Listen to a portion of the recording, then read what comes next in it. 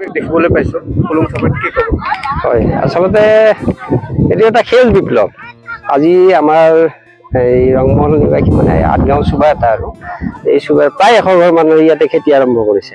মানে তেওঁলোকৰ উৎসাহ আছে, ৰাইজে নখ জোকাৰিলে নৈ বয়।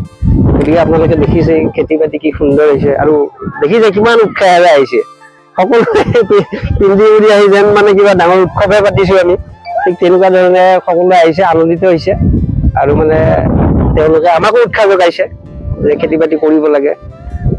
ইয়াতে আৰু পিছত আৰু খেতি হ'ব, ভাল খেতি হ'ব। শৰীৰটো ভাল হৈছে, সেইকাৰণে সকলোৰে মুখত হাঁহি। কেতিয়া ছিটাইছিলে এইটো? এইটো আমি কাতি মাহৰ লাষ্টতে ছিটাইছিলোঁ। হয়, ভালেই হৈছে, যদিও পানীৰ ব্যৱস্থা নাই, প্ৰাকৃতিকভাৱে কৰা গৈছে। সাৰ চাৰ ইয়াতে প্ৰয়োগ হোৱা নাই, যিহেতু আমাৰ চাপৰীয়া মাটি।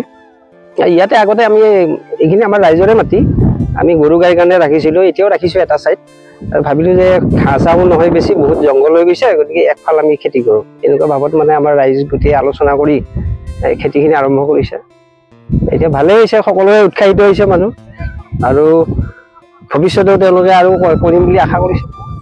সাৰ চাৰ দিছিলে নেকি? আচলতে আমি সম্পূৰ্ণ জৈৱিক পদ্ধতিতে আমি এই বেহাৰ খেতিখিনি কৰিছোঁ। আচলতে আমি যিবিলাক বাহিৰৰ পৰা আমদানিকৃত বস্তু মানে সাৰ প্ৰয়োগ কৰে, যাৰ বিনিময়ত আমাৰ শাৰীৰিক বহুত অসুস্থতা দেখা দিয়ে, সেইকাৰণে আমি ভাবিছোঁ কি আমি সাৰ প্ৰয়োগ নকৰাকৈ সম্পূৰ্ণ জৈৱিক পদ্ধতিত আমি এই খেতিখিনি কৰিছোঁ। মানে ইয়াৰ পৰা হয়তো আমাৰ গাঁৱৰ নিশ্চয় উন্নতি হ'ব।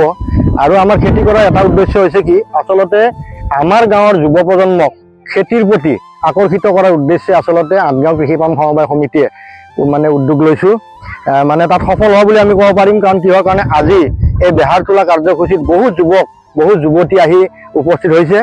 এই চেগতে মই তেখেতসকললৈ ধন্যবাদ জ্ঞাপন কৰিছোঁ।